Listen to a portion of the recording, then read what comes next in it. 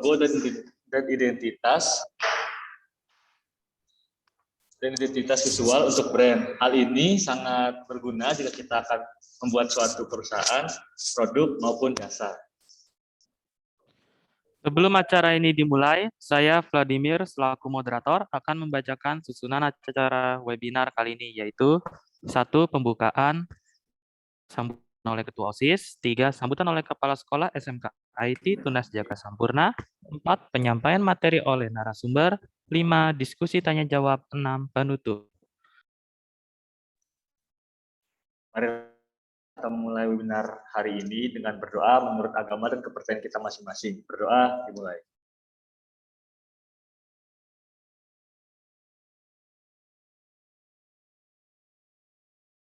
Berdoa selesai. Selanjutnya yaitu ada sambutan yang akan disampaikan oleh Ketua OSIS SMK Tunas Jaka Sampurna. Kepada Farid, waktu dan tempat dipersilahkan. Terima kasih, Filipi. Assalamualaikum warahmatullahi wabarakatuh. Yang saya hormati Ibu Kepala Jaka Sampurna, yang saya muliakan Bapak Ibu Guru, yang saya hormati pembina OSIS, dan tak lupa teman-teman SMK Tunas Jaka Sampurna dan teman-teman semuanya. Alhamdulillah, puji Tuhan kita bisa berkumpul di momen yang berbahagia ini untuk bisa sama-sama mengikuti webinar hari ini dengan penuh semangat. Saya mewakili teman-teman pengurus OSIS yang sangat berterima kasih kepada seluruh warga sekolah yang telah ikut andil dalam kegiatan ini. Semoga kegiatan ini dapat meningkatkan kreativitas seluruh siswa dan siswi SMP maupun SMK. Saya juga mewakili teman-teman pengurus OSIS sangat berterima kasih kepada seluruh Bapak Ibu Guru yang ikut andil dalam penyelenggaraan webinar hari ini. Saya sangat mengapresiasi kepada seluruh siswa dan siswi yang telah berpartisipasi dalam acara webinar ini. Semoga webinar yang sudah diikuti akan menjadi pengalaman tambahan dan menambah wawasan tentang multimedia. Saya selaku Ketua OSIS SMK Tunas Jaka Sampurna mengucapkan banyak-banyak terima kasih kepada hadirin sekalian yang sudah ikut berpartisipasi dalam acara webinar hari ini. Dengan meluangkan waktunya untuk mengikuti acara webinar yang kami adakan, semoga acara ini bisa berjalan dengan lancar dan bermanfaat bagi teman-teman semua. Sekian dari saya, mohon maaf bila ada salah kata dalam pengucapan. Saya kembalikan kepada MC. Wassalamualaikum warahmatullahi wabarakatuh. Apaan nanti baru mulai. Terima kasih untuk Farid atas sambutannya. Selanjutnya, sambutan oleh Kepala Sekolah SMK IT Tunas Jaka Sampurna, yaitu Bu Yusi. Namun, berhubung Bu Yusi ada halangan hadir, maka digantikan oleh Wakasis kita, yaitu Miss Alfi. Persilahkan, Miss Alfi. Baik, terima kasih semuanya. Suara Miss Alfi terdengar jelas? Terdengar, Miss. Baik. Bismillahirrahmanirrahim. Assalamualaikum warahmatullahi wabarakatuh. Waalaikumsalam warahmatullahi wabarakatuh. Ya, alhamdulillah. Selamat siang semuanya. Puji syukur kehadirat Allah Subhanahu wa taala, Tuhan yang Maha Esa yang telah banyak memberikan nikmat kepada kita, nikmat sehat, nikmat panjang umur, serta nikmat bahagia, sehingga pada pagi hari ini kita sama-sama dapat berkumpul dalam kegiatan webinar yang diselenggarakan oleh SMK Tunas Jaka Sampurna. Di sini Miss Alfi mewakili Ibu Kepala SMK Tunas Jaka Sampurna mengucapkan terima kasih kepada seluruh peserta yang sudah bergabung, khususnya siswa-siswi SMP sekota Bekasi dan juga pelajar SMA yang alhamdulillah nih pada hari ini juga ikut bergabung di webinar kita pada kali ini. Kami juga mengucapkan terima kasih kepada pengurus OSIS yang telah bekerja dengan baik demi terselenggaranya kegiatan ini. Terima kasih juga kami ucapkan kepada narasumber webinar kita, ya, yakni Kak Anissa yang sudah meluangkan waktunya untuk berbagi ilmu kepada kita semua.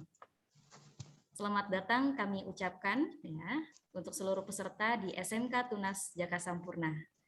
Hari ini kita akan mengikuti webinar dengan tema How Create Logo and Visual Identity for Brand. Nah, kegiatan ini merupakan satu langkah daripada meningkatkan keahlian kita dalam membuat sebuah logo ataupun identitas visual untuk sebuah brand. Nah, yang tentunya ini sangat relevan nih dengan visi misi SMK Tunas Jaka Sampurna, yakni menciptakan sebuah karya dari siswa-siswi kita. SMK Tunas Jaka Sampurna juga di sini kami memiliki dua kompetensi keahlian, yakni ada teknik komputer jaringan dan juga multimedia. Nah, kedua kompetensi ini sangat dibutuhkan gitu, di kondisi yang serba digital seperti sekarang ini. Kami juga menggunakan kurikulum yang kami gunakan ya ini berbasis project atau project base, sehingga siswa-siswi kami dilatih dan dibimbing untuk bisa menciptakan sebuah karya yang nantinya sangat bermanfaat untuk kita semua. Kegiatan ini juga merupakan bagian daripada program kami, yakni Sharing and Caring. Nah, jadi dari tim OSIS mengajak dan mengundang siswa-siswa SMP untuk belajar dengan kami dan juga berbagi informasi terkait dengan IT. Miss Alfi serta Bapak dan Ibu guru di SMK Tunas Jakarta Sampurna, semoga kegiatan webinar pada siang hari ini dapat berjalan dengan baik ya, dan juga memberikan sumbangsih ilmu untuk kita, menjadi wadah kita bersama untuk belajar, dan juga bisa menjadi ladang silaturahmi untuk kita bersama. Semangat untuk semuanya, ikuti kegiatan webinar ini sampai selesai, dan juga semoga ini bisa memberikan hal yang bermanfaat untuk kita semua. Sekian dari Miss Alfi, kurang lebihnya mohon maaf. Assalamualaikum warahmatullahi wabarakatuh. Waalaikumsalam warahmatullahi wabarakatuh. Terima kasih untuk Miss Alfi atas sambutannya. Sebelum itu, ada yang mau disampaikan dulu nih buat teman-teman SMP yang masih bingung untuk menentukan sekolah tujuan kalian setelah lulus nanti. Di SMK Tunas Jakarta Sampurna ada 2 jurusan yang menarik loh, yaitu Teknik Komputer Jaringan dan Multimedia. Bagi yang tertarik dengan dunia teknologi, komputer, jaringan, dan semua topik yang dekat dengan jurusan Teknik Komputer Jaringan cocok banget nih buat kalian. Nah, untuk kalian yang tertarik dalam dunia desain, fotografi, serta animasi, jurusan multimedia merupakan pilihan tepat. Nah, yuk berkarya dan memaksimalkan potensi dirimu dengan bergabung di SMK Tunas Jakarta Sampurna.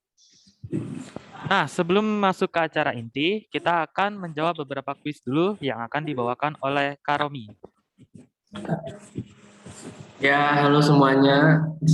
Saya Romi, saya akan membawakan permainan kuis ya.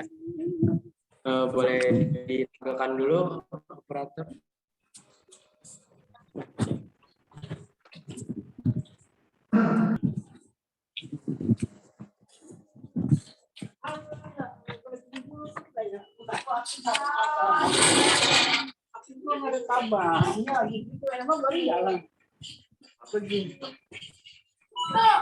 Ya, teman-teman, kita akan memulai kuisnya ya. Tapi ada aturannya.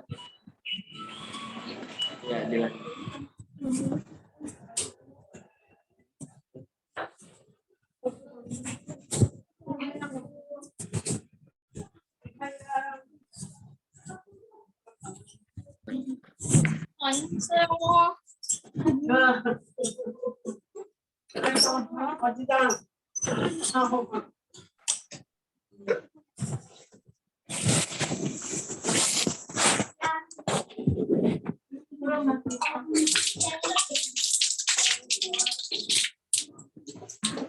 Ya, semuanya di sini ada aturannya ya, ada cara bermainnya. Nah, yang pertama itu nanti akan muncul ya semua soalnya di slide, yaitu berupa tebak gambar. Nah, yang kedua juga peserta menjawabnya yang benar nanti dapat hadiah. Nah, nomor yang ketiga itu peserta jawabnya di kolom chat, kalau mau open mic juga boleh. Nah, ayo kita mulai ya.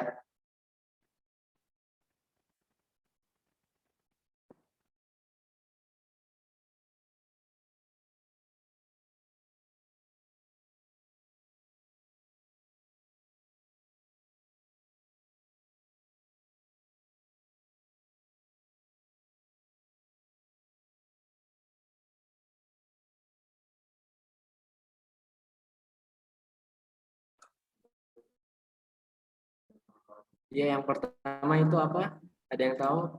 Iya, desain logo. Desain logo ya, pada jawabnya desain logo. Ada lagi? Ada lagi mungkin yang beda?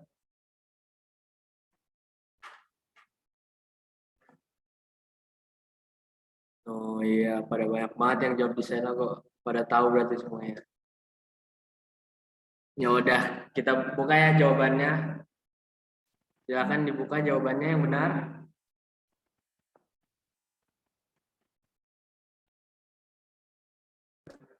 Iya, benar banget desain logo ya. Selanjutnya, pertanyaan selanjutnya.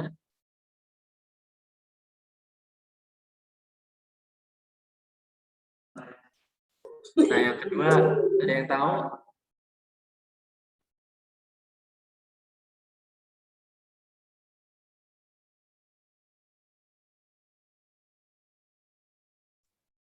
Iya, pada jawab yang kanan. Ada yang kiri nggak? Yang ada bintang. Wah, pasti pada pernah ke Starbucks semua, apa ngeliat doang? Ya, pada jawab yang kanan ya. Iya, yang ada bintang. Ya, kita lihat dulu ya jawabannya benar atau enggak.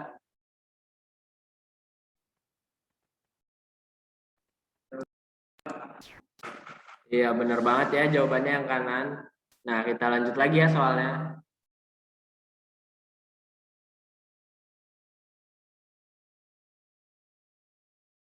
Nah, yang ketiga ini ada yang tahu? Ini logo apa? Logitech, Logitech. Ada lagi yang lain mungkin?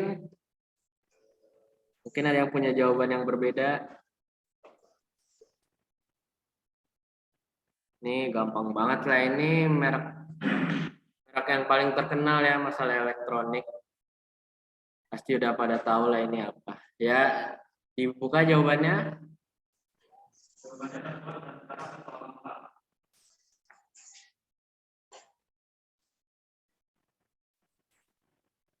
Iya, benar banget jawabannya Logitech ya.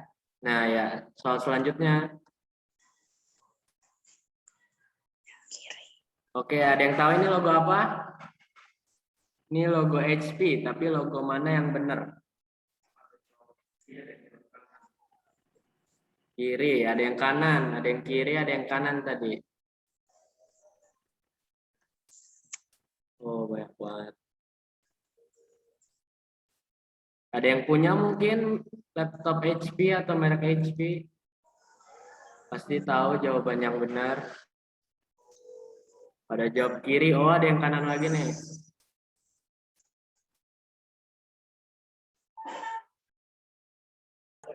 Iya, kita buka ya jawabannya. Oke, yang benar yang kiri ya. Iya. Ada lagi nih yang terakhir nih. Soal selanjutnya, soal terakhir.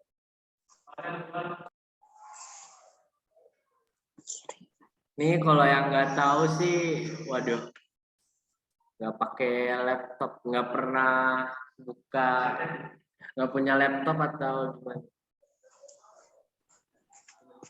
Yang benar kiri atau kanan? Ada yang kiri, ada yang kanan, ada yang kiri, ada yang kanan, ada yang kanan, ada yang tengah. Iya, benar banget. Yang jawab tengah benar banget. Oh, banyak yang kiri, banyak yang kanan juga. Oh, banyak juga yang kiri.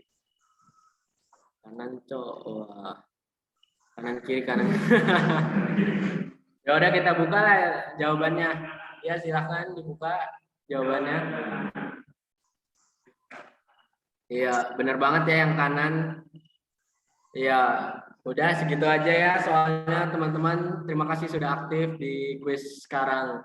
Akan dilanjut ya oleh MC-nya.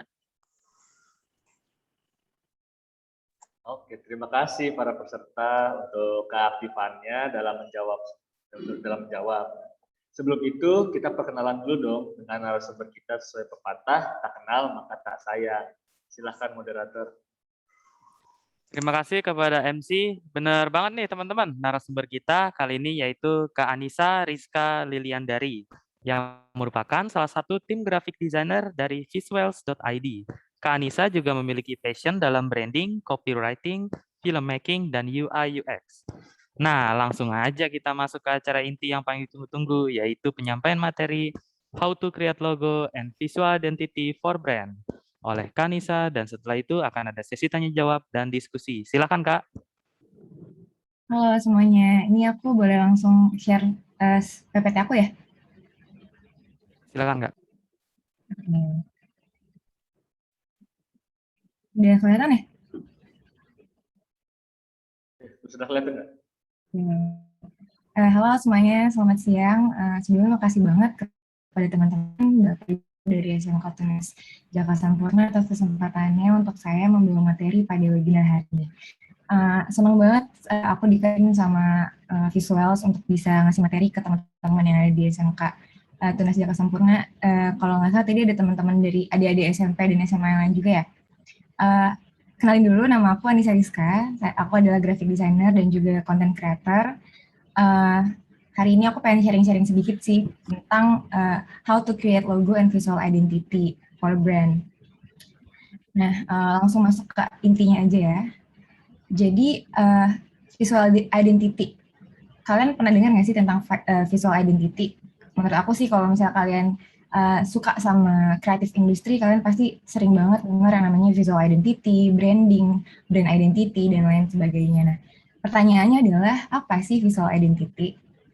Jadi, visual identity itu adalah identitas visual, di mana kita membentuk persepsi atau kesan dari elemen-elemen visual yang bisa dilihat dari sebuah brand. Nah, dalam ranah branding, visual identity itu punya makna sebagai segala bentuk identitas dari suatu produk, brand atau individu yang dapat diidentifikasi lewat visual atau apa yang bisa kita lihat melalui mata kita. Visual identity itu merupakan wajah pertama nih yang akan dikenali oleh masyarakat ketika sebuah brand ini muncul ke permukaan. Kayak kalau kalian punya brand yang kalian suka, brand favorit kalian, pasti hal pertama yang kalian notice adalah bagaimana brand itu terlihat dari luar, bagaimana visual dari brand itu. Apalagi di perkembangan era digital yang sekarang ini makin pesat, nggak bisa dipungkirin bahwa ternyata kita ini memerlukan identitas visual yang bisa membantu bisnis, or produk, jasa, atau apapun yang kita tawarkan untuk bisa dikenal dan diingat oleh target audiens atau target market kita.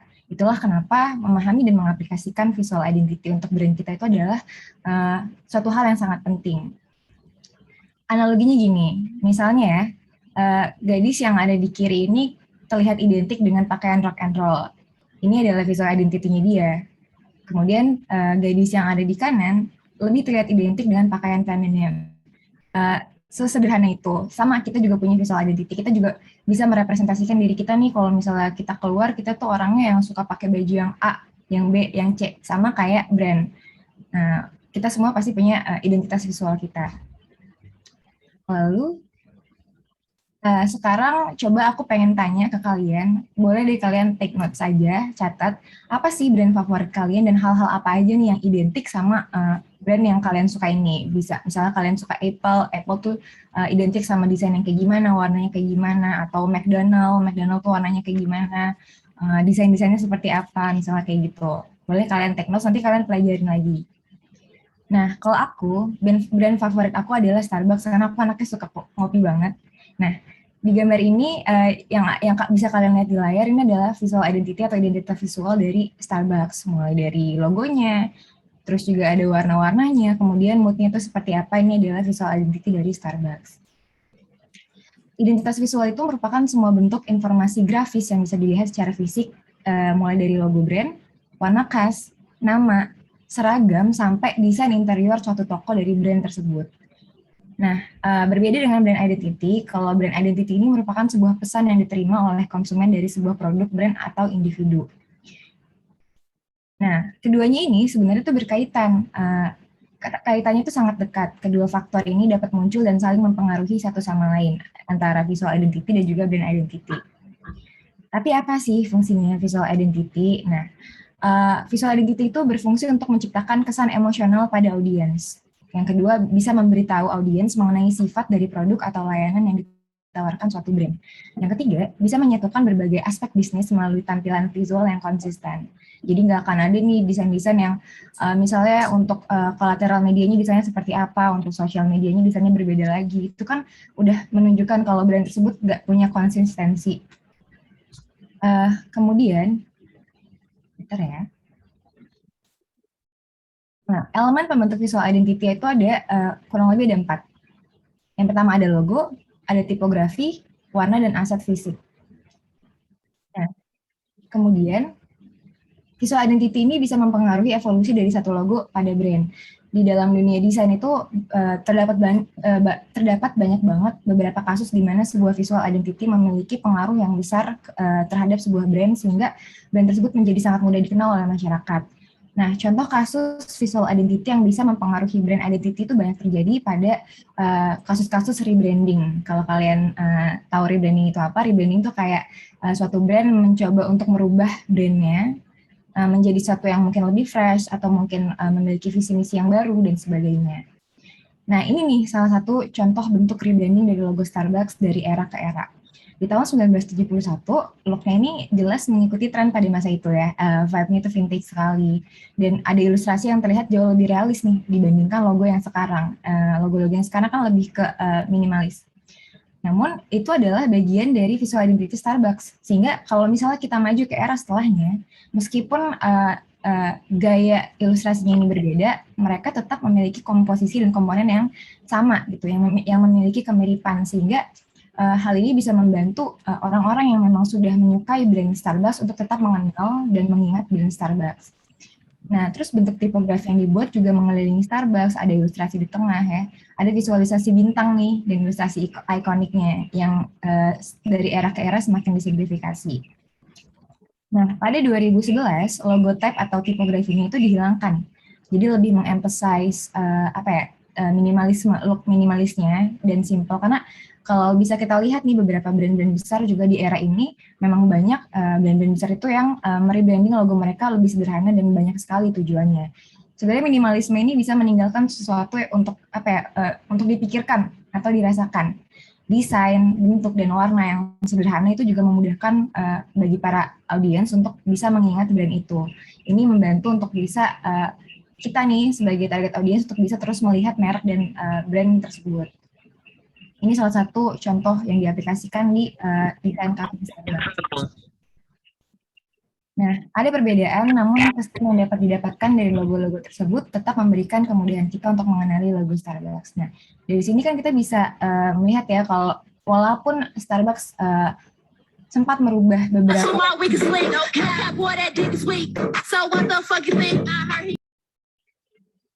walaupun Starbucks sempat mengubah desain-desain logonya, namun sampai sekarang kita masih bisa mengenali logo tersebut. Kenapa? Karena tadi adanya visual guidelines yang terbentuk dari identitas visual mereka. Jadi visual identity ini menjadi sebuah guidelines untuk Starbucks ke depannya bagaimana mereka mengkomunikasikan brand mereka, either itu melalui apa yang terlihat dari luar, pesan yang ingin mereka sampaikan, copywriting dan sebagainya. Lalu di sini kita mau bahas tentang logonya Starbucks ya. Jadi Starbucks ini kan punya logo Grand. Logo Grand ini sama kayak tadi yang kalian lihat di game sebelumnya.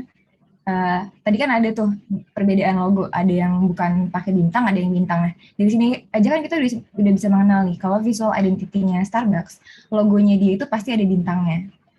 Meskipun kita hilangkan nih logo type-nya, tetap kita bisa tahu nih kalau misalnya seperti ini nih pasti logonya Starbucks.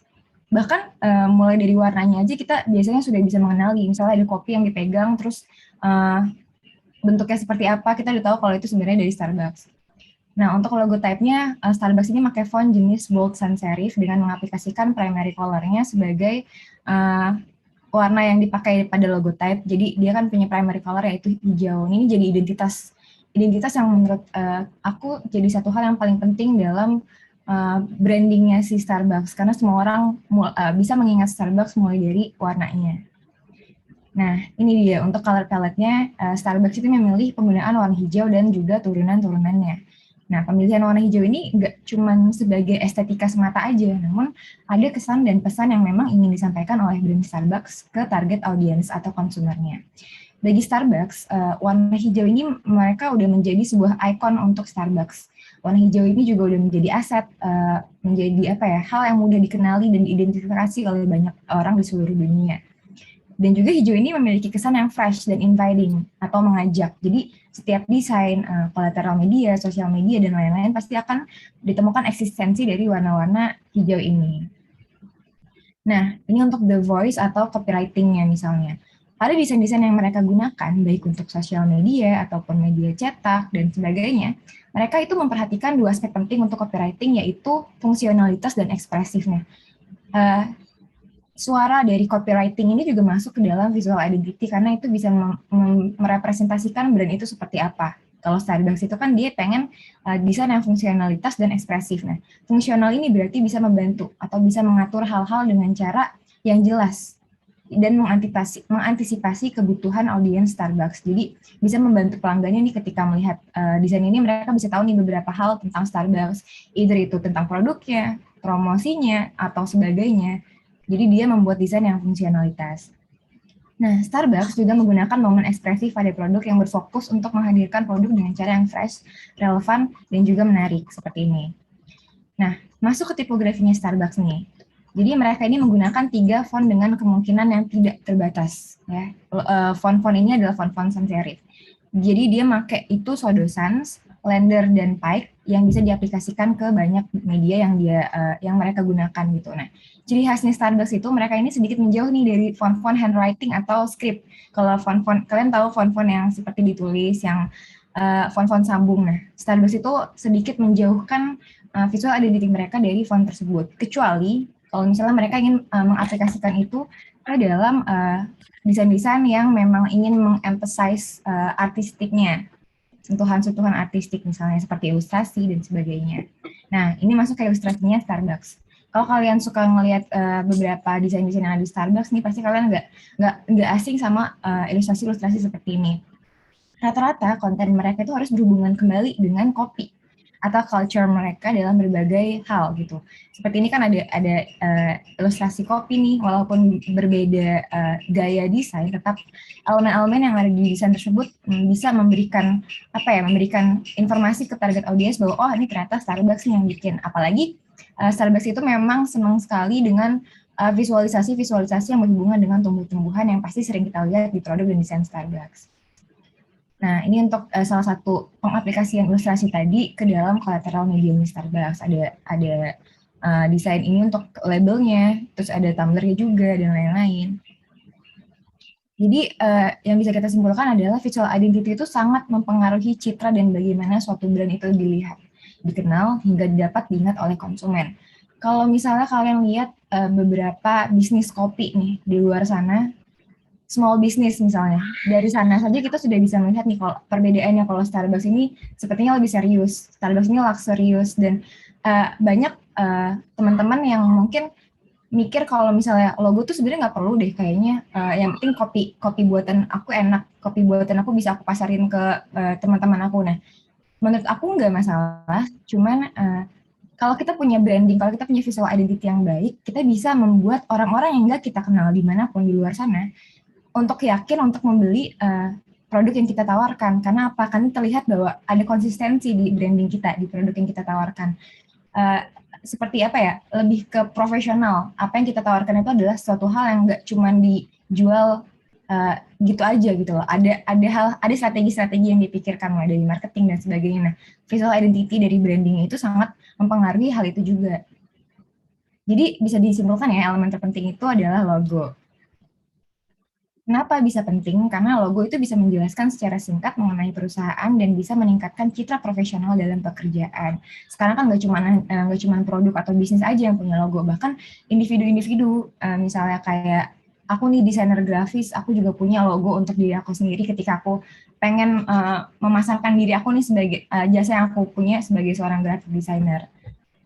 Nah, menurut 99 Designs, perusahaan-perusahaan besar di luar sana, di seluruh dunia, mereka tuh rela membayar desainer grafis untuk membuat logo mulai dari $300 hingga $1.300. Ini kita bicara soal perusahaan-perusahaan yang memang pengen membuat branding yang profesional ke produk atau bisnisnya mereka. Nah, terus gimana sih caranya membuat logo? Nah, aku ada 7 tips langkah sederhana untuk membuat logo yang udah aku rangkum hari ini.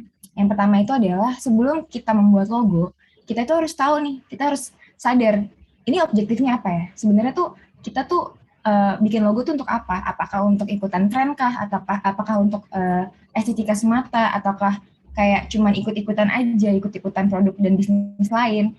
Nah, ini yang harus kita kenali, ini yang harus kita tahu tujuannya apa yang ingin kita capai dari pembuatan logo ini. Contoh, misalnya aku pengen bikin logo ternyata sebagai sebuah strategi marketing, atau misalnya untuk mengikuti tren, atau untuk menarik perhatian calon konsumen. Kalau misalnya ada logonya lebih terlihat bisa lebih punya koneksi dengan target audiens kita misalnya. Yang kedua, kita bisa mencari inspirasi dan referensi desain.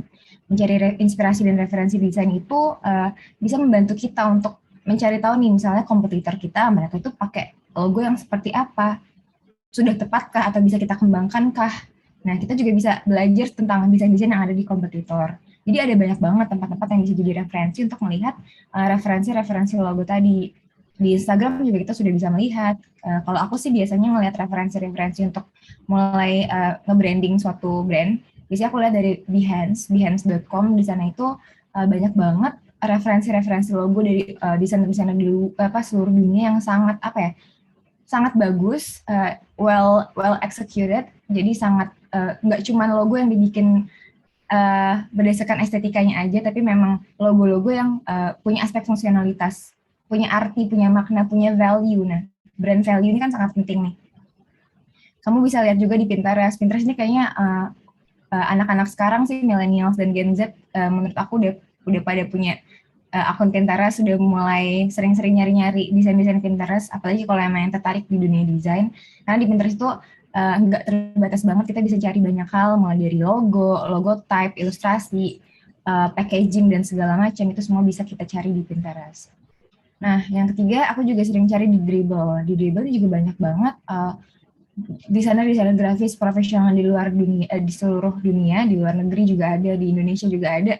Mereka banyak banget showcase karya-karya mereka, either itu logo folio atau desain-desain mereka yang mereka buat dengan beberapa konsep-konsep yang mereka taruhin juga di sana. Jadi kita juga selain bisa melihat hasil karyanya, kita juga bisa mempelajari nih tentang konsep yang ada di balik dari karya tersebut.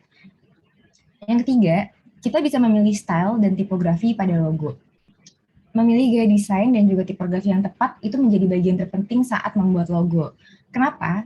Karena tujuannya adalah agar logo yang kita rancang ini bisa mengkomunikasikan pesan yang ingin kita sampaikan dari brand kita. Misalnya nih, kita punya brand, let's say kita punya bisnis misalnya menjual baju-baju vintage. Nah, akan lebih baik kan kalau misalnya kita bikin desain logonya itu yang ala-ala vintage juga misalnya, yang bisa merepresent produk atau bisnis atau jasa yang memang kita tawarkan gitu. Nggak mungkin kan sebuah korporat besar, misalnya mereka bergerak di bidang data. Mereka bergerak di bidang data, tapi mereka bikin logonya itu pakai logo bersambung atau tulisan sambung, tulisan script, handwriting dan sebagainya. Itu kan kayak nggak mungkin kan. Kalau misalnya korporat besar, apalagi yang bergerak di bidang data misalnya, pasti mereka lebih memilih menggunakan logogram atau logo type ya yang lebih bold, kesannya lebih serius atau mungkin kaku, tidak terlalu banyak warna agar lebih bisa memberikan kesan yang profesional, mungkin luxury atau mungkin lebih ke modern dan sebagainya. Jadi style dan tipografi yang kita pilih itu sangat menentukan seperti apa kesan yang akan diterima oleh audiens kita nanti gitu. Jangan sampai mereka melihat ternyata bisnisnya ini, tapi kok logogramnya gini ya, kok agak sedikit kurang konsisten ya dan sebagainya. Jadi itu adalah aspek yang paling penting juga menurut aku untuk membuat sebuah logo. Nah, yang keempat adalah kita bisa mulai dari membuat sketsa kasar. Nggak perlu langsung bikin di software pengolah grafis, misalnya kayak di Adobe Illustrator, di Corel Draw, dan sebagainya. Kita bisa mulai dari hal yang paling sederhana, kita bisa mulai di notebook yang kecil misalnya, kita gambar-gambar sedikit. Ketika ada referensi yang datang ke otak kita bisa mulai gambar lagi, jadi kita bisa tahu nih, mana ya logo yang kiranya lebih pas, lebih bagus untuk di execute desainnya. Jadi kita bisa mulai dari sketsa kasar atau raw sketch dulu, kemudian nanti kita digitalisasi melalui software pengolah grafis seperti Adobe Illustrator, dan sekarang banyak juga orang-orang yang mulai bikin logo lewat situs-situs kayak Canva. Itu sebenarnya memudahkan sih. Cuman kayaknya kalau misalnya menggunakan software seperti Adobe Illustrator lebih bisa explore lagi desainnya akan seperti apa dan sebagainya. Nah, lalu pilihlah warna yang tepat. Setiap warna itu punya kesan dan psikologinya sendiri. Nah, memahami pemilihan warna yang tepat untuk brand kita itu bisa membantu kita dalam menciptakan suatu logo yang representatif untuk brand kita. Jadi, nggak cuman pemilihan gaya desain dan logo type-nya aja. Warna itu jadi satu aspek yang penting. Kayak misalnya nih, kalau misalnya kita ngomongin film ya, di suatu scene, misalnya scene A pengen ngebahas tentang perasaan yang sedih, pasti warna yang dipilih adalah warna biru. Begitu juga dengan logo yang diaplikasikan kepada sebuah brand. Contohnya, McDonald kenapa mau pilih warnanya warna merah? Karena ternyata merah ini bisa meningkatkan nafsu makan. Beda dengan biru. Biru ini bisa mengurangi nafsu makan kita. Jadi itulah kenapa banyak banget bisnis-bisnis yang bergerak di F&B atau food and beverage, mereka banyak banget menggunakan warna merah. Karena memang itu tadi, mereka emphasize, menekankan kepada makna psikologinya sehingga bisa masuk nih, bisa sampai ke target audiensnya, yaitu kita yang melihat, kita yang merasakan. Nah, contohnya gini nih. Tuh, merah ini punya arti kekuatan, energi, passion, love, aggression. Terus beda sama biru. Biru ini biasa dipakai untuk logo-logo yang corporate besar. Misalnya kayak logo kayak Samsung. Banyak sih, kalian bisa cari beberapa logo-logo yang mengaplikasikan warna-warna ini, karena memang warna itu adalah satu hal yang nggak bisa dihilangkan dari suatu branding atau visual identity. Kita akan selalu membutuhkan logo. Even warna putih, warna silver aja jadi satu hal yang bisa jadi suatu ciri khas dari suatu brand. Kayak misalnya Apple. Apple kan lebih banyak menggunakan warna-warna putih abu-abu karena mereka mungkin lebih ingin emphasize dari luxury-nya, kemewahan, tapi tetap bisa affordable, misalnya seperti itu. Nah, yang keenam, buatlah desain alternatif.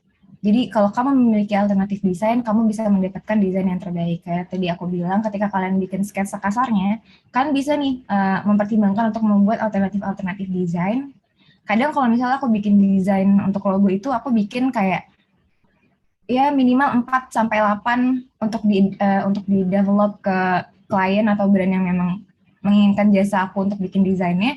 Jadi dari masing-masing alternatif itu banyak ada makna dan ada konsep juga yang berbeda, sehingga bisa jadi pertimbangan juga nih dari kliennya.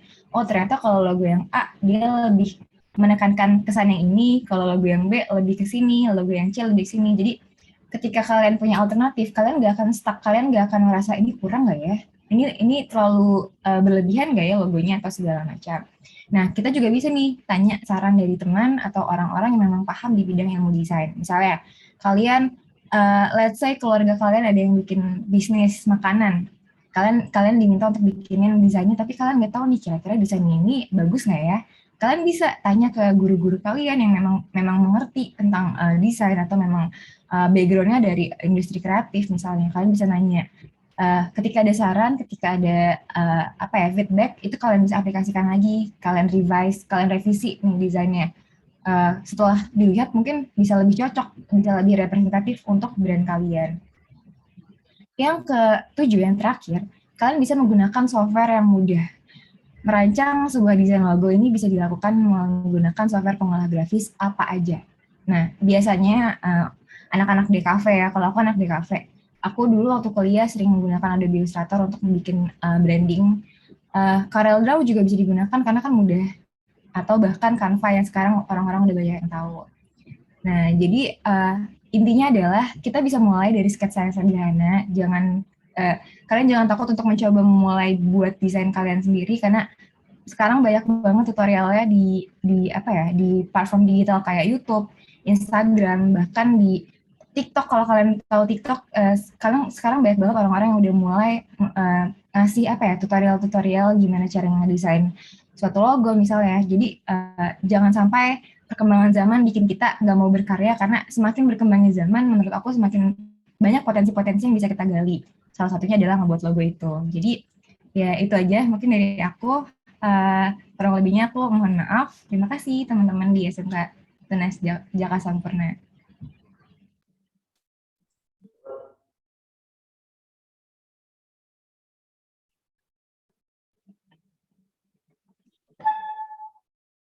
Terima kasih Kak Anissa untuk penjelasannya mengenai cara membuat logo dan identitas visual untuk brand.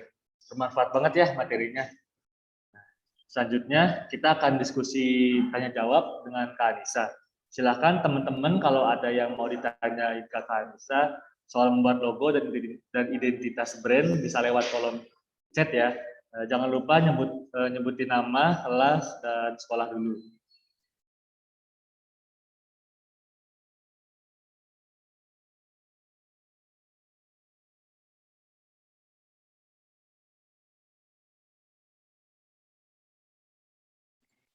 Ya, Ferry, itu Anda mau bertanya tentang apa? eh, aplikasi untuk membuat logo pakai apa ya?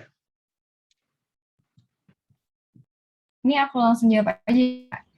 Iya, Kalau aku sih dulu waktu awal-awal banget, karena kan aku memang baru menyentuh dunia desain ini kan pas banget pas kuliah kemarin. Pertama-tama itu aku diajarin pakai CorelDRAW. CorelDRAW menurut aku lumayan mudah dipahamin sih untuk newbie ya.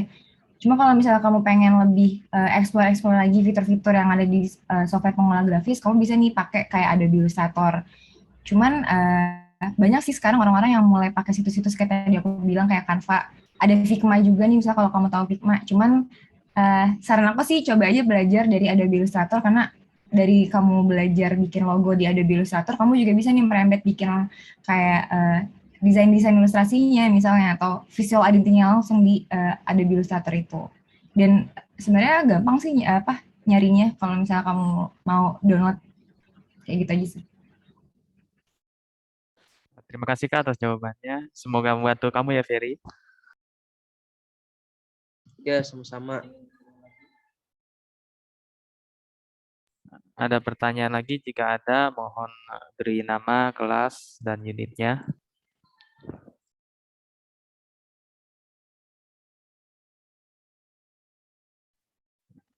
Kayaknya belum ada yang mau nanya lagi. Saya Vladimir dari SMK mau nanya deh Kak. Kalau software yang biasa dipakai di pasar, itu maksud saya yang biasa dipakai orang-orang itu software apa ya Kak? Kan ada CorelDRAW, Canva, Adobe Illustrator. Kalau buat desainer sih, graphic designer yang mostly mereka pakainya Adobe, whatever itu. Lebih mudah sih, apalagi kalau misalnya nanti nih, kamu kalau mau kuliah, lanjutnya ke, misalnya mau langsung ke DKV atau ya semacam itu desain grafis, pasti yang dipakai itu adalah Adobe Illustrator, karena kalau aku di kuliahan aku kemarin, kurikulum yang diajarin tuh emang, prakteknya tuh emang lebih pakai software Adobe itu sih. Dan sekarang Oh, kayaknya iya banyak deh gitu. tutorial-tutorial di YouTube itu udah mulai banyak banget, jadi lebih gampang untuk belajarnya kalau menurut aku. Oh ya, terima kasih Kak atas informasinya. Ini ada pertanyaan di kolom chat dari Farid Gunawan. Nah, itu dia menanya, Kak, gimana sih cara daftarin hak cipta untuk logo? Aku sih kalau selama ini aku taunya Haki ya, hak apa ya, aku lupa panjangannya, cuman biasanya aku kalau dari kantor aku atau diajarin sama dosen-dosen aku tuh biasanya pakai Haki. Wait, aku cari dulu namanya. Haki adalah hak atas kekayaan intelektual. Ya bisa diingat situ sih, karena sekarang nggak bisa dipungkiri ya, banyak banget desain-desain yang misalnya kita showcase di platform media sosial, kan udah banyak banget orang yang bisa akses nih.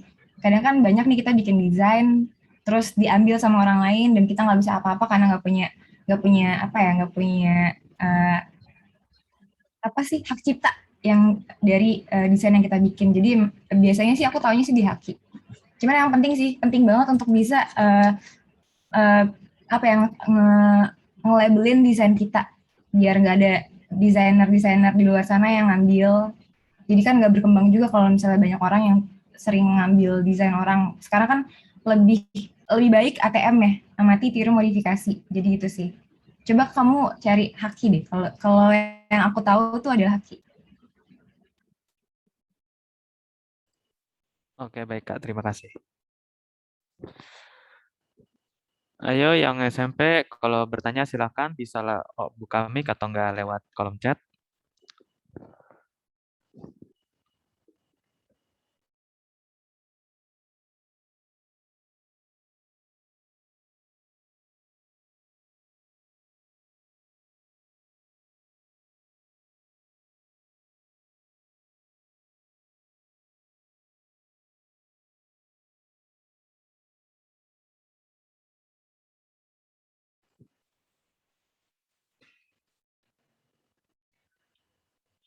Kelihatannya belum ada yang nanya lagi ya, Kak. Jadi saya nanya lagi deh, Kak. Boleh, boleh. Dari software yang tadi Kakak presentasikan 3 itu, yang kira-kira paling ribet itu yang mana, Kak? Sebenarnya ada Biostrator sih kalau menurut aku ya. Cuman lebih lebih apa ya, kalau kita belajar dari situ menurut aku banyak yang bisa dieksplor aja sih. Soalnya teman-teman aku yang dulunya di SMK misalnya nih anak-anak multimedia juga mereka sih belajarnya dari situ. Ada Illustrator atau CorelDRAW. CorelDRAW boleh. Cuman kalau ngomongin tingkat kesulitan ke Adobe Illustrator, Kak. Oh ya, baik Kak, terima kasih. Ini ada pertanyaan dari Naomi Monalisa. Biasanya nyari referensi desain logo di mana, Kak? Aku biasanya nyarinya di Behance. Nih aku kasih tahu ya. Coba aku share screen.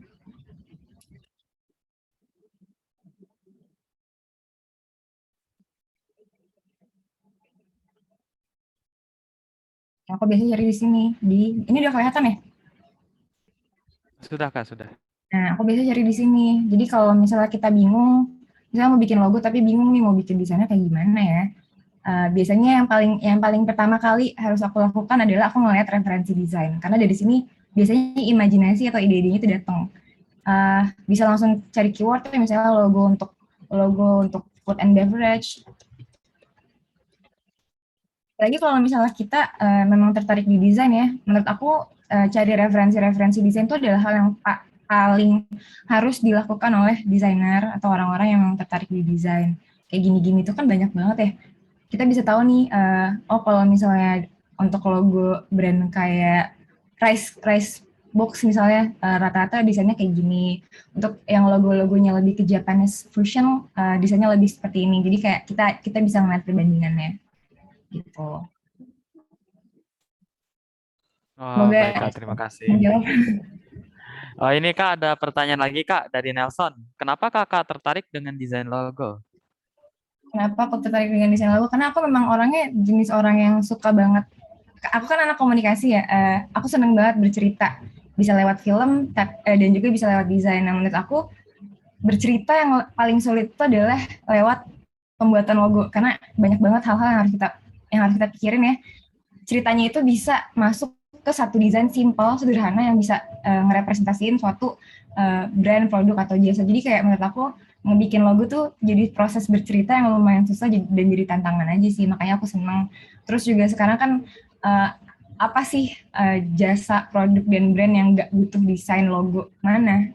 Semuanya pasti butuh desain logo. Semuanya butuh identitas untuk diri mereka sendiri, dari logo yang paling bisa dikatakan mungkin affordable, atau sampai orang yang menyewa agensi untuk bikinin logo jasa produknya mereka. Jadi aku ngeliat kayak pertama dari aku suka berita, dan yang kedua karena aku ngelihat di era sekarang ini adalah suatu pekerjaan yang cukup potensial untuk diambil ngebuat desain logo ini. Jadi gitu sih Kak. Oh, baik Kak, terima kasih. Saya mau nanya lagi Kak. Ini kalau ngebuat logo tuh lebih susah ngedesainnya atau mencari maknanya Kak? Mencari maknanya sih Kak. Aku tuh dulu waktu awal kuliah sering banget bikin desain tuh kayak, karena aku ngerasa kayaknya bagusan kalau desainnya kayak gini deh, lebih estetik, lebih kayak misalnya aku bikin desain untuk kafe, logo-logo kafe nih misalnya. Aku mikirnya kayak udahlah minimalis aja, karena kan kebanyakan kafe kan minimalis dan segala macam. Cuman aku nggak tahu artinya apa, konsepnya apa. Jadi untuk ngedesain aja semua orang tuh bisa bikin desain yang bagus, tapi nggak semua orang bisa bikin desain yang punya value atau punya arti, punya makna. Sementara desain ini kan ketika kita mendesain itu kan kita bukan seorang seniman gitu loh yang bisa mengekspresikan apa yang kita mau, tapi desain ini adalah kita jadi problem solver. Kita jadi orang yang bisa memecahkan masalah dari klien kita. Ketika klien kita pengen bikin brand, mereka punya masalah, mereka pengen orang-orang lebih kenal sama brandnya dia, sehingga mereka butuh kita untuk ngedesain logo. Nah, kalau untuk desain logo yang bagus itu banyak banget orang-orang buat. Tapi untuk bisa menciptakan logo yang punya value, punya makna, punya arti, representatif untuk ke brandnya itu adalah hal yang sulit dan menurut aku butuh waktu yang panjang. Kadang kalau misalnya aku bikin satu desain logo itu bisa 2 bulan, untuk brainstormingnya berapa minggu, terus juga sketsa-sketsa kasar berapa minggu, di develop ke klien, direvisi lagi, kita develop lagi, sampai akhirnya jadi desain yang finalnya itu tuh bisa memakan waktu yang cukup lama untuk konsepnya aja. Gitu. Jadi itu sih sebenarnya lebih ke konsep yang agak susah. Makanya critical thinking, creative thinking, dan proses kreatif tuh penting banget untuk dalam perancangan suatu karya desain. Gitu sih. Oh, begitu ya, Kak. Ribet juga ya mencari makna. Ini ada pertanyaan dari Raihan, dia dari kelas 8 SMP 9 Bekasi. Dia bertanya, untuk aplikasi desain yang cocok bagi pemula apa ya, Kak? Aku sih saraninnya kalau sekarang karena ada situs yang namanya Canva. Orang-orang kan banyak nih yang suka bikin desain-desain untuk sosial media, poster dan lain-lain pakai Canva. Kamu bisa coba melihat dari situs atau aplikasi Canva itu karena mudah banget dibikin, mudah banget untuk bikin desain, mudah banget dipelajari user interface-nya, nggak ribet lah pokoknya. Kalian bisa mulai mengasah taste desain kalian lewat situs-situs kayak Canva ini. Kalau ada Illustrator kan harus diinstal dulu, harus beli. Kalau misalnya Canva tuh menurut aku lebih cocok untuk kita ngasah taste desain itu tadi. Mulai bikin desain-desain yang sederhana aja dari Canva. Oh baik Kak, terima kasih. Saya nanya lagi nih Kak, saya mau nanya lagi. Kakak katanya menggunakan Adobe Illustrator kan Kak? Kenapa? Kakak menggunakan Adobe Illustrator kan Kak? Iya. Pertama kali menggunakan pen tool Kakak gimana Kak rasanya Kak? Agak susah sih waktu awal-awal tuh ngecoba ngebiasain dulu kan kalau pakai pen tool kan pakai mouse. Sekarang mungkin karena udah terbiasa, aku bisa tuh pakai pen tool cuman pakai nggak perlu pakai mouse. Cuman mungkin yang lebih ribet itu tadi gimana ya, kayak bikin desain-desainnya itu susah banget kalau pakai pen tool dulu awal-awal pas masih kuliah.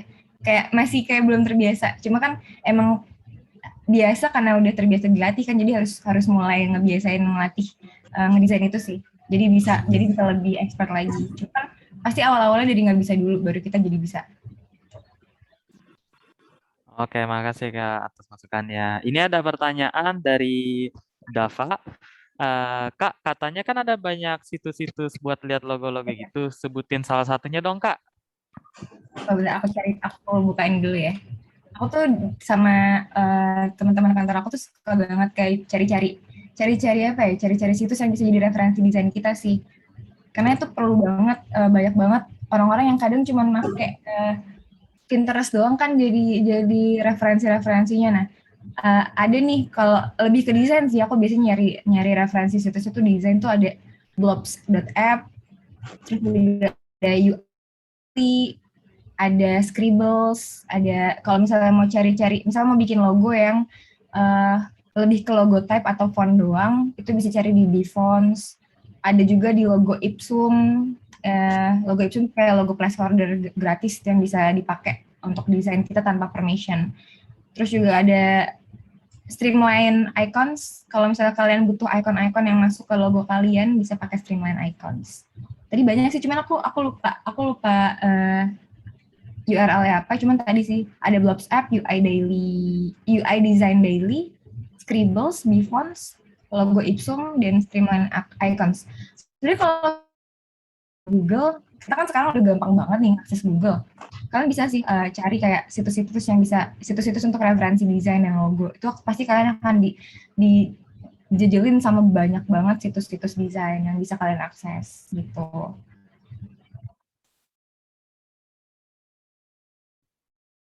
Kak, aku mau nanya dong Kak, kan biasanya pas ada kerja bikin desain logo gitu Kak, pasti ada deadline itu kayak gimana sih Kak cara memaksimalkan waktu supaya desainnya itu nggak lewat dari deadline-nya itu Kak? Makanya kalau menurut aku kita harus pelajarin guidelines-nya dulu sih. Kalau aku kadang sama tim aku misalnya kalau ada kerjaan bikin desain logo nih, kita habisin waktu 2 minggu untuk bener-bener kenal sama brandnya. Jadi jangan kita udah dikasih brief nih, bikin logo ya, guidelines kayak gini. Oke, eksekusi langsung. Nah, itu adalah proses yang menurut aku terburu-buru dan salah sih, karena kita harus kenal dulu sama brand kita. Kalau aku biasanya ngeliat dulu nih, misalnya let's say itu corporate. Aku buka dulu nih company profile di situsnya, pelajarin dari awal sampai akhir. Servisnya apa, mereka tuh bergerak di bidang apa, pesan apa sih yang mereka ingin sampaikan ke target audiensnya dia, value-nya tuh apa, brand value-nya mereka tuh apa, mereka tuh punya tujuan kayak gimana untuk bikin bisnis itu, apa yang mereka pengen kasih ke konsumen. Nah, terus ngeliat lagi di sosial medianya kalau misalnya mereka udah ada. Kalau misalnya mau rebranding apalagi ya. Kalau mau rebranding kita harus benar-benar ngeliat dari awal, dari desain yang sebelumnya itu apa masalahnya. Apalagi kalau misalnya rebranding itu jangan sampai kita nge-rebranding suatu logo yang mereka sebenarnya nggak punya masalah gitu loh. Banyak banget kasus-kasus produk-produk yang mereka melakukan rebranding dengan alasan karena trennya seperti ini, tren sekarang logonya seperti ini, mereka malah kehilangan loyal konsumen, loyal audience, karena ternyata brand yang baru, logo-logo mereka yang baru ini nggak representatif banget, bikin target audience, bikin konsumen mereka yang udah loyal tuh malah nggak bisa mengenali. That's why guidelines itu penting, dan yang tadi aku bilang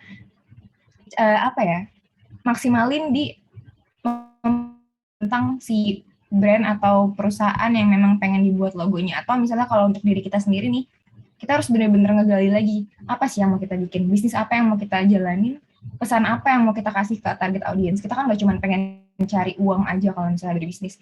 Pasti ada satu hal yang memang ingin kita kasih nih ke target audience kita. Either itu adalah, kalau misalnya kita bergerak di bidang food and beverage, kita pengen ngasih cita rasa yang kayak gimana, kita pengen bring back the taste of Javanese food misalnya, kayak gitu-gitu sih. Jadi emang harus meluangkan waktu yang cukup banyak untuk bisa understand the brief, understand the product, understand the brand. Terima kasih Kak. Ada lagi nih Kak yang mau nanya dari Muhammad Akbar. Kira-kira waktu untuk membuat sebuah logo berapa lama ya Kak? Kalau untuk aku ya, biasanya sih aku tuh biasanya ngebagi sih. Ada tahap development, aku cari-cari ide, cari-cari konsep dan sebagainya. Terus ada pre-productionnya, misalnya aku bikin raw sketch-nya, terus eksekusi produksinya, dan yang terakhir itu adalah diaplikasikan ke collateral media misalnya. Cuman kalau misalnya di tahap development, tahap ngembangin, dan tahap mempelajari guidelines tadi itu yang aku bilang, di tahap itu kita udah punya waktu ya, udah bisa memaksimalkan waktunya, udah bisa cukup mempelajari desain itu dengan baik. Menurut aku seminggu 2 minggu tuh bisa. Itu untuk ini kalau kita bicara tentang logo yang memang dari klien ya, yang kliennya mungkin klien emang udah punya nama misalnya, atau kayak dia memang bisnisnya memang serius, jadi butuh waktu segitu. Cuman kalau misalnya kita untuk bikin desain produk kita sendiri ya, mungkin dalam waktu beberapa hari sampai seminggu tuh udah bisa. Dengan catatan ketika kita udah benar-benar memahami logo itu seperti apa. Dan tadi kan aku bilang bikin alternatifnya juga. Jadi ada hal yang bisa kita pertimbangkan. Kalau misalnya desain logo A, B, C, D itu yang lebih bagus itu yang mana, yang lebih bisa representatif untuk logonya itu yang mana, untuk brandnya itu yang mana. Jadi sebenarnya tergantung waktu untuk bikin logo itu tergantung sama seberapa kuat konsep yang kita punya, seberapa mengerti kita sama konsep yang kita bikin itu. Gitu sih. Makasih banyak Kak. Kak, ini ada yang nanya lagi Kak dari Raihan. Untuk Adobe Illustrator Design itu, mohon maaf sebentar. Jadi, Adobe InDesign itu fungsinya apa sih Kak? Adobe InDesign Kak. Menanyakan fungsi Adobe InDesign. Oke, kalau Adobe InDesign ya, kalau biasanya sih aku kalau pakai Adobe InDesign itu untuk desain majalah atau kayak buku atau katalog. Jadi kayak lebih ke medianya tuh media cetak sih kalau aku biasanya pakai InDesign. Lebih ke karena kan dia ada formatnya itu kan bisa bikin format yang untuk buku, untuk nyetak buku. Jadi page-nya kayak gimana dan segala macam. Jadi biasanya graphic designer kalau pakai InDesign itu untuk media-media yang dicetak sih, kayak tadi aku bilang, either portofolio, katalog misalnya. Kalau misalnya buat branding nih, buat proses branding, InDesign tuh bisa dipakai untuk bikin kayak company profile. Company profile tuh buku guidelines-nya misalnya, dan majalah. Teman-teman aku banyak nih yang kemarin TA-nya tugas akhir yang mendesain sebuah majalah, mereka pakai InDesign. Cuman di desain kita juga bisa bikin ilustrasi, bikin desain-desain logo juga bisa. Sebenarnya maksimalin lebih nyaman di mana aja sih untuk softwarenya itu. Terima kasih atas masukannya, Kak. Itu semoga membantu ya, Raihan. Semoga insight. Saya mau nanya lagi nih, Kak. Ya. Saya nanya mulu nih karena saya tertarik sama multimedia. Ini kalau perusahaan tuh biasanya sukanya logo yang kompleks atau yang simple? Kalau sekarang sih menurut aku kebanyakan perusahaan lebih memilih logo yang simpel karena mereka pengen brand mereka dikenal, mereka pengen brand mereka tuh lebih diingat. Banyak banget logo-logo brand-brand terkenal tuh yang awalnya mungkin lebih kelihatan serius, sekarang malah di rebranding jadi lebih minimalis. Yang awalnya desain-desainnya itu kayak kelihatan mewah nih, sekarang malah yang kayak udah logo type aja. Kayak ada aku lupa sih merek mobilnya apa. Cuman emang itu mobil yang udah lumayan terkenal. Volkswagen, if I'm not mistaken, kalau nggak salah ya. Dia kayaknya ngerubah desainnya dia tuh dari yang logonya kayak gimana nih awal, sekarang tuh cuman logo minimalis aja. Karena emang trennya sekarang tuh kan kayak gitu. Nah, penting juga sih sebenarnya untuk bisa ngikutin tren-tren itu. Cuma kan kalau kita bicara tentang corporate kan perusahaan besar yang mereka kan pasti bergeraknya dengan secara profesional gitu. Nggak perlu, menurut aku sih nggak perlu untuk bikin desain yang kompleks karena biasanya kesederhanaan itu speak more about the brand. Biasanya sih itu keep it simple. Terima kasih, Kak. Silakan jika ada yang mau bertanya, silakan lewat kolom chat atau open mic. Oke, Kak, langsung muncul ada pertanyaan dari Muhammad. Kak, gimana sih caranya agar desain logo kita dapat dibedakan dengan desain logo kompetitor? Kalau itu, makanya tadi aku bilang kita cari referensi ngeliat dari kompetitor kita. Kalian tahu nggak sih dulu trennya logo house, banyak banget kan kompetitor-kompetitor yang make logo-logo semacam logo house. Mainem, ada lagi yang diganti-ganti namanya, cuma dibolak-balik doang. Itu kan salah satu bentuk ngedesain suatu logo tuh yang kurang menurut aku kurang bagus aja, kurang baik karena mungkin mereka lebih ngincer biar gampang dikenalin orang-orang karena oh itu kayak aus deh, itu jangan-jangan aus, jangan-jangan ini. Maksudnya logo-logo yang kayak gitu malah kurang punya identitas kalau menurut aku. Makanya kenapa Haus sekarang kan rebranding. Logonya Haus yang tadinya bentuknya ada mah, sekarang udah nggak kayak gitu lagi. Sekarang lebih kelihatan modern lah, ada warna-warnanya. Jadi apa ya? Aku lupa. Ngebedain desain logo dengan desain kompetitor adalah karena kan pasti tujuannya kan beda. Makanya kenapa kita harus tahu nih objektifnya kita bikin logo itu apa, pesannya kita itu apa, dari gaya desainnya aja itu bisa ngeliatin banget. Dimasukin lagi sama kakaknya. Halo. Jadi pahamin dulu aja sih brand value kalian karena pasti beda. Walaupun industrinya bergerak di bidang yang sama, cuman kalian pasti punya keunikan sendiri, uniqueness itu. Makanya perlu bikin alternatif desain juga untuk bisa ngeliat lagi yang mana yang lebih bagus. Dan mungkin bisa mempelajari kelemahannya si kompetitor. Kalau di desain di industri desain kita sering ngelakuin SWOT atau kayak ngelihat nih strength-nya apa, weakness-nya apa, opportunity-nya apa, dan threat-nya itu apa. Kalau menurut aku nggak tahu sih kalau di sekolah tuh dia belajar itu atau belum, cuman kalau di kuliah sih nanti kalian bisa belajar kalau kalian emang mau into desain kuliahnya misalnya ngambilnya, kalian akan belajar itu SWOT. Analisa, itu kita menganalisa.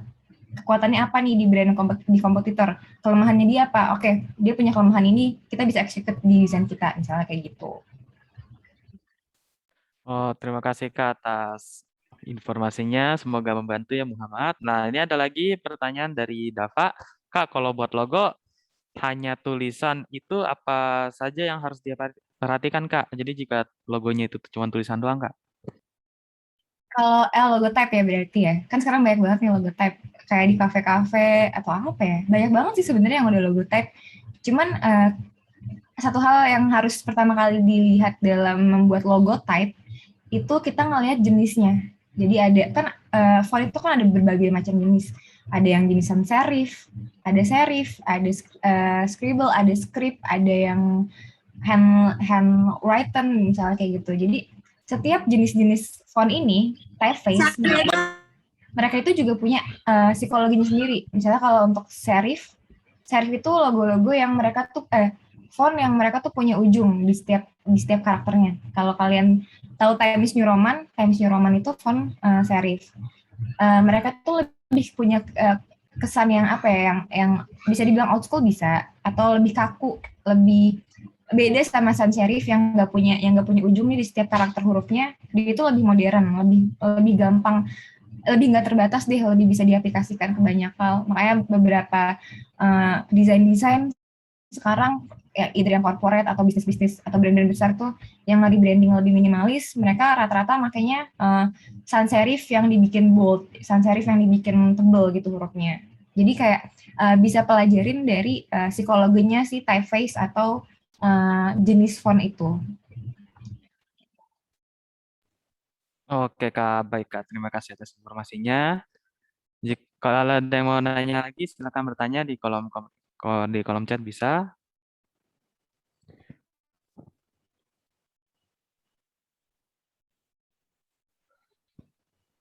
Oke, belum ada ya yang mau bertanya lagi ya. Kalau gitu saya mau nanya lagi deh Kak.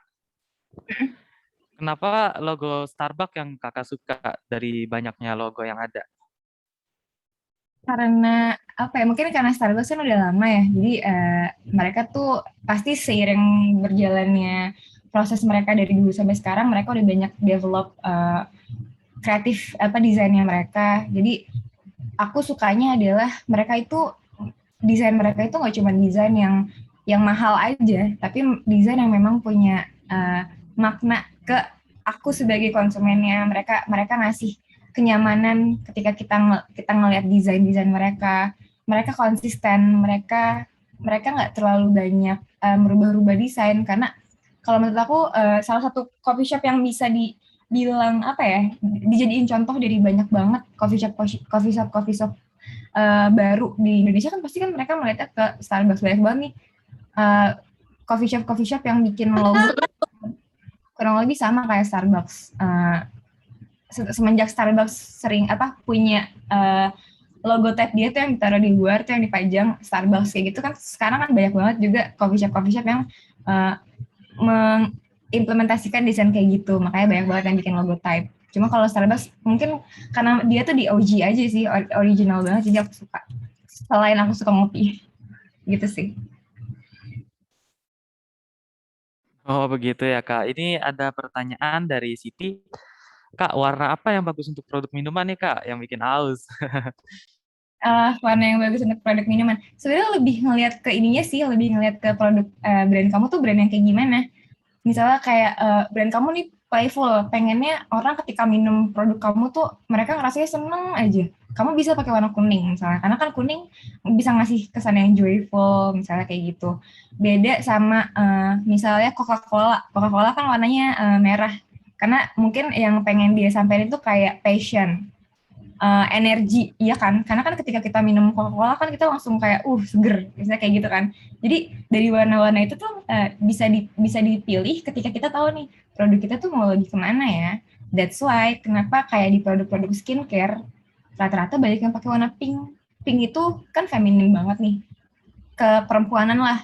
Ada juga yang pakai warna putih karena lebih ke pengen ngasih kesan yang clean, misalnya kasih kesan yang yang pure, yang asli, yang murni misalnya kayak gitu. Jadi kalau kamu pengen bikin logo untuk brand kamu lihat logo brand kamu ini pengen ngasih kesan yang kayak gimana, joyful kah, yang masuk ke millennials kah, atau yang targetnya itu orang-orang di atas 25 tahun, atau targetnya itu anak-anak. Kalau anak-anak pakai warna-warna yang lebih cheerful, warna gabungan warna, misalnya gabungan kuning, hijau, merah, oranye, dan lain-lain. Jadi kita bisa pahamin dari situ ya dulu sih. Baru tentuin, oh logo yang tepat adalah ini. Jadi makanya kenapa tahap development itu lama, karena di tahap itu kita nggak cuma mikirin desain logonya aja. Kita mulai mikirin jenis typeface-nya itu apa, gaya logonya itu kayak gimana, warna yang bisa diaplikasikan itu warna apa aja, apa primary colornya apa, secondary colornya apa. Jadi di tahap development itu yang akan banyak kalian akan explore di situ sih. Jadi pahamin dulu tentang brand kalian itu kayak gimana. Gitu sih. Semoga insightful. Oke, terima kasih Kak. Oke, ini akan menjadi pertanyaan terakhir dari Hizkia. Kak, mau nanya untuk membuat penanda atau agar orang tidak bisa meniru logo kita, itu biasanya dibikin apa Kak? Membuat penanda atau agar uh, itu susah sih sebenarnya, balik lagi ke hak cipta itu sih, makanya emang perlu untuk desainer atau biasanya kan kalau yang ngedaftarin hak cipta tuh misalnya aku desainer, aku bikin logo untuk brand brand A. Biasanya kan brand A-nya itu tuh yang mereka nginin hak ciptanya. Cuma kalau misalnya untuk sekedar dipublish kayak logo, portofolio aja, mungkin ya kalian bisa kasih watermark atau ya something like that. Cuman kalau misalnya untuk biar orang nggak ngambil desain itu ya emang harus hak cipta sih. Biasanya kalau di perusahaan-perusahaan sih yang mereka yang ngurusin tentang itu. Nah, ada juga nih logo-logo yang justru orang misalnya aku desainer yang dia belum tahu nih cara bikin logo itu kayak gimana. Mereka ngedownload satu font yang ada di sosial media no, yang ada di platform digital, di download misalnya di Google, tapi mereka nggak merubah komposisi dari font itu. Akhirnya mereka justru malah kena klaim hak cipta karena nggak ada yang dikembangin lagi. Jadi kalau misalnya kita pun juga jangan sampai salah nih dalam menggunakan elemen-elemen yang ada di logo yang kita bikin.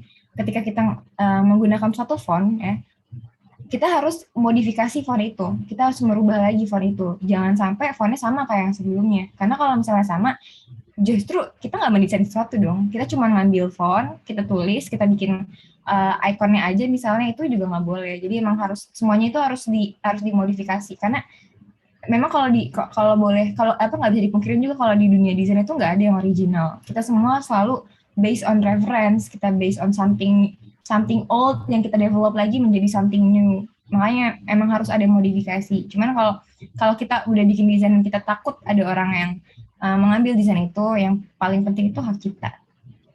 Dan itu satu hal yang menurut aku masih kurang dipahamin sama orang-orang yang ada di industri kreatif.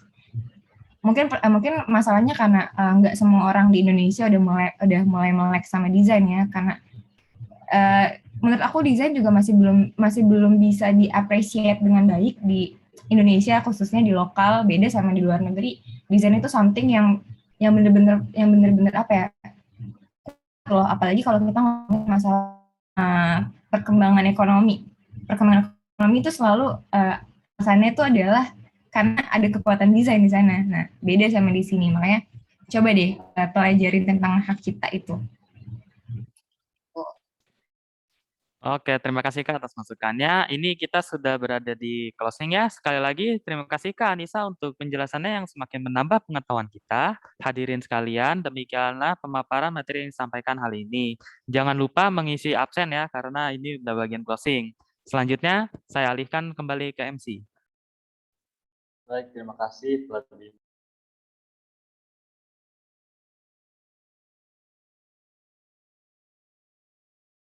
Sebelum saya akhiri acara ini, mungkin ada yang mau disampaikan oleh guru-guru atau narasumber.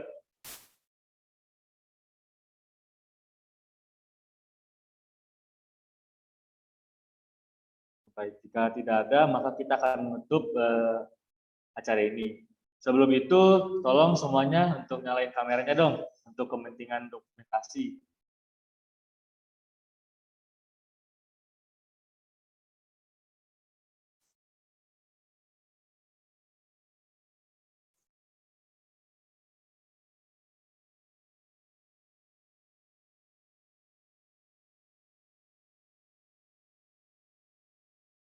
Dinyalain dulu ya kameranya, mau di screenshot. Ya, tolong nyalakan kameranya ini untuk kepentingan dokumentasi.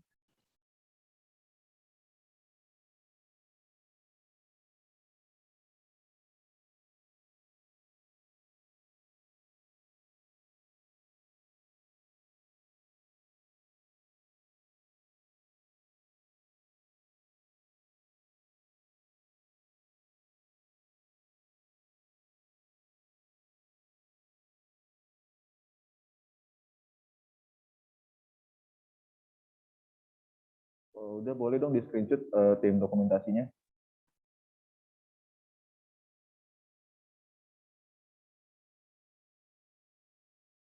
Udah.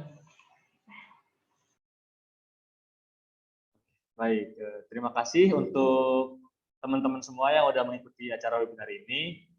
Sampai jumpa di acara webinar SMK Tunasaka Sampurna berikutnya. Terima kasih ya. Terima Terima kasih ya kasih teman-teman sudah semuanya. menghadiri. Sama Pak. Semuanya. Ya, sukses terus.